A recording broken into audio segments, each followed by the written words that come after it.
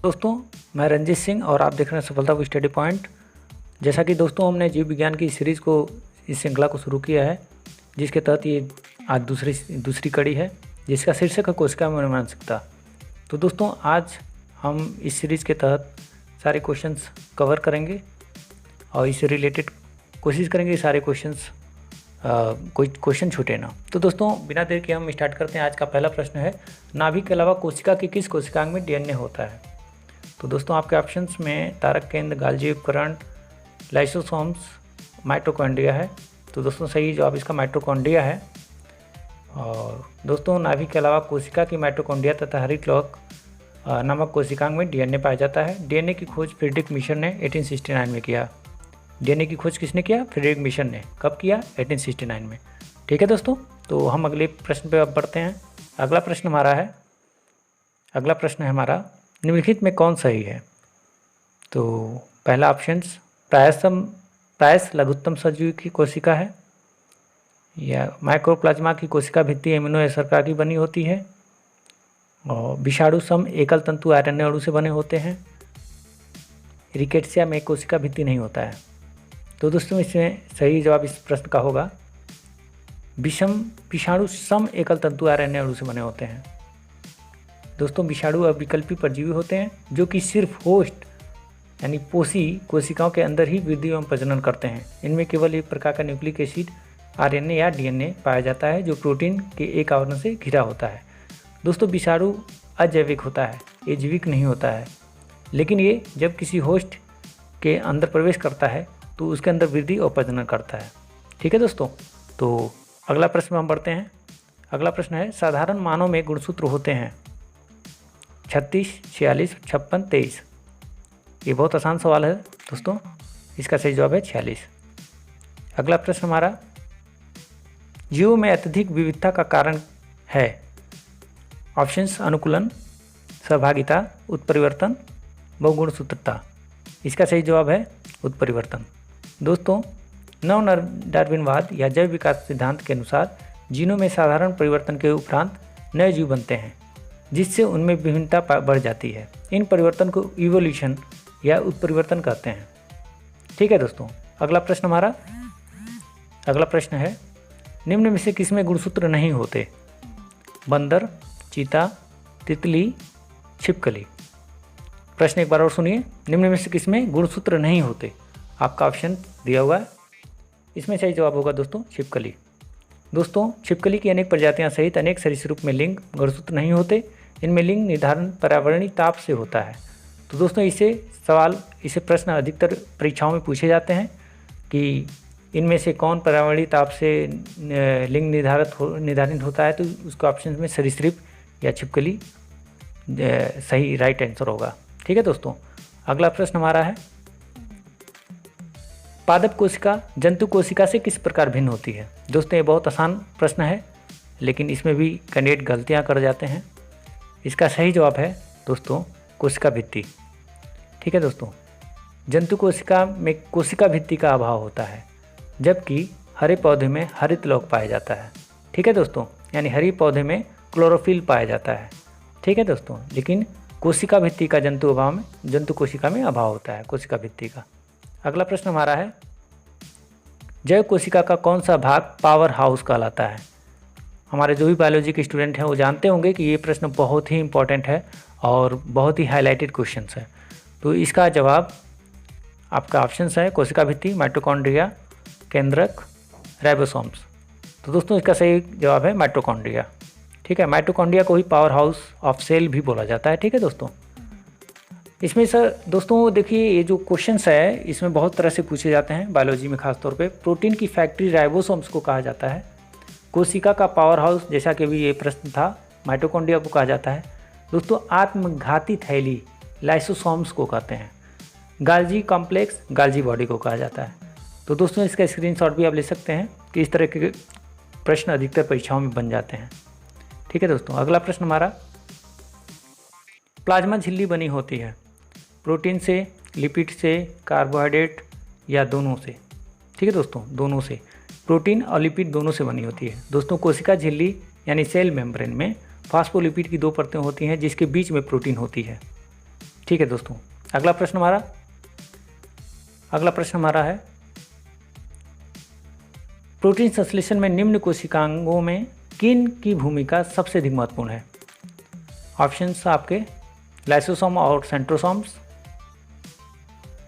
अंतर्जवी जालिका और राइबोसोम्स, गाल्जी उपकरण और माइटोकॉन्ड्रिया, लाइसोसोम और माइटोकॉन्ड्रिया। दोस्तों इसका सही जवाब है अंतर्जवी जालिका और राइबोसोम्स। दोस्तों एक अंतर्जवी जालिका जिसको एंडोप्लाज्मिक रेटिकुलम्स की कला से राइबोसोम्स लगे रहते हैं तथा ये राइबोसोम्स प्रोटीन संश्लेषण के निर्माण स्थल कहलाते हैं। तो दोस्तों ये कभी कभी सवाल पूछा जाता है कि प्रोटीन संश्लेषण के निर्माण स्थल किसे कहते हैं, तो आप राइबोसोम्स जवाब में बता सकते हैं। ठीक है दोस्तों,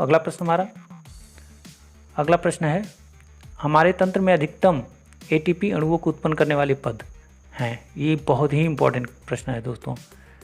आपका ऑप्शंस में दिया है ग्लूकोज का अपघटन, क्रेब्स चक्र, अंतिम श्वसन चक्र, जल अपघटन। सही जवाब है दोस्तों क्रेब्स चक्र। ये बहुत ही इंपॉर्टेंट क्वेश्चन है दोस्तों। श्वसन तंत्र में अधिकतम एटीपी अणुओं को उत्पन्न करने वाला पद क्रेब्स चक्र है तथा ये चक्र कोशिका के माइटोकॉन्ड्रिया में संपन्न होता है। ठीक है दोस्तों, अगला प्रश्न हमारा वर्तमान आनुवांशिक विज्ञान का जनक है Gregor John Mendel, Hugo de Vries, Charles Darwin या थॉमसन हंट मॉर्गन। दोस्तों सही जवाब है ग्रेगर जॉन मेंडल। ये वर्तमान आनुवंशिक विज्ञान के जनक हैं। अगला प्रश्न हमारा है दोस्तों मेंडल ने सर्वप्रथम वंशानुगति नियमों को प्रतिपादित करने हेतु किसका उपयोग किया? ठीक है दोस्तों, एक प्रश्न एक बार और सुनिए। मेंडल ने सर्वप्रथम वंशागति नियमों के प्रतिपादन करने हेतु किसका उपयोग किया? ऑप्शन है ड्रोसोफिला, स्नैपड्रैगन, गार्डन पी मटर, स्वीट पी सुगंधित मटर। दोस्तों सही जवाब है इसका गार्डन पी मटर। ये क्वेश्चंस कई बार पीसेस में भी पूछ चुके हैं दोस्तों, तो ये आप समझ सकते हैं ये क्वेश्चन बहुत ही इंपॉर्टेंट है। ठीक है, तो इसका सही जवाब है गार्डन पी मटर। ठीक है, ओके। अगला प्रश्न हमारा है मेंडल की आनुवंशिकता का सिद्धांत किस पर आधारित है? ये भी बहुत ही इंपॉर्टेंट क्वेश्चन है। ठीक है, इसका ऑप्शन आपका है कायिक जनक, लैंगिक जनक, अलैंगिक जनक या उपयुक्त सभी। दोस्तों इसका सही जवाब है लैंगिक जनक।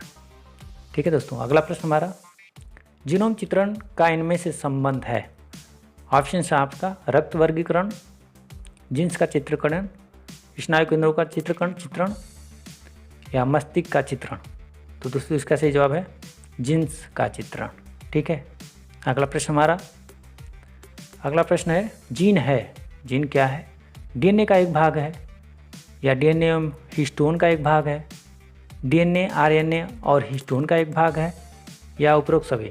इसका सही जवाब दोस्तों है डीएनए का एक भाग है। जीन क्या है? डीएनए का एक भाग है।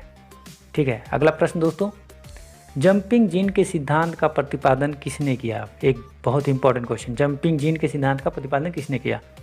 इसका ऑप्शंस में Gregor John Mendel, Thomas Hunt Morgan, Barbara McClintock, Watson एवं क्रिक। इसका सही जवाब दोस्तों है बारबरा मैक्लिंटॉक। ठीक है, अगला प्रश्न हमारा है डीएनए में उपलब्ध कौन सा यौगिक एमिनो एसिड यानी एमिनो अम्ल नहीं बनता?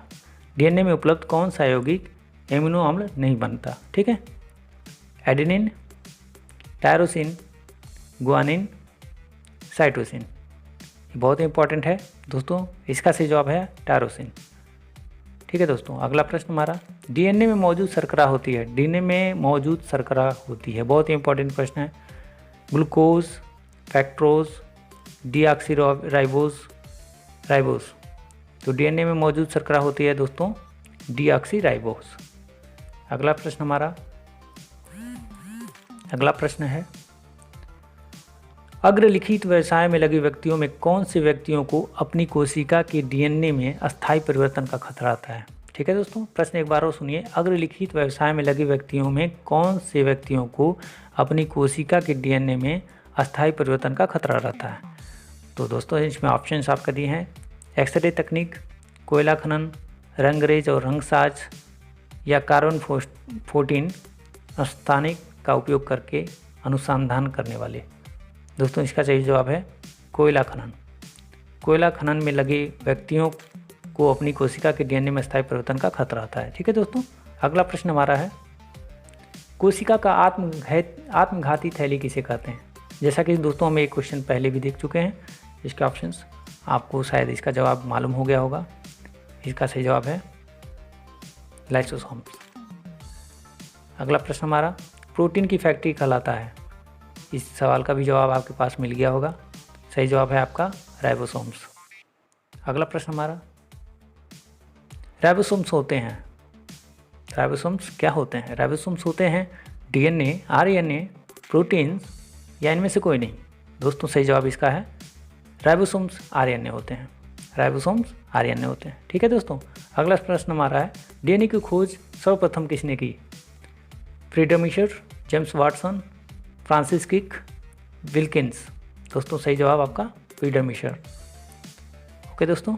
अगला हमारा क्वेश्चन, जीवों में आनुवांशिक लक्षण संतान में ले जाए जाते हैं? राइबोसोम्स द्वारा, क्रोमोसोम्स द्वारा, प्लाज्मा द्वारा, लाइसोसोम द्वारा। सही जवाब इसका है क्रोमोसोम्स द्वारा। जीवों में आनुवांशिक लक्षण संतान में ले जाए जाते हैं किससे? क्रोमोसोम द्वारा। ठीक है दोस्तों। अगला प्रश्न हमारा, ठीक है दोस्तों, आज के लिए इतने ही क्वेश्चंस हैं जो हमारे इस कोशिका आनुवांशिकता के तहत हमने कवर किया है। और ये दोस्तों, ये क्वेश्चंस देखने में भले कम आपको लगे, लेकिन ये क्वेश्चन बहुत ही इंपॉर्टेंट है और इससे रिलेटेड बहुत सारे क्वेश्चंस बनते भी हैं। तो दोस्तों ये हमारा दूसरा हमारा वीडियो था। इसके पहले भी इसका पहला पार्ट बन गया है और तीसरा पार्ट भी बन गया है। दोस्तों इसको देखिएगा। ये हमारा दावा है कि इससे रिलेटेड, जीव विज्ञान से रिलेटेड सारे क्वेश्चंस एग्जाम में अगर आएगा तो आप कवर कर लेंगे। ठीक है दोस्तों। और तब तक के लिए thanks for watching this videos and दोस्तों नमस्कार।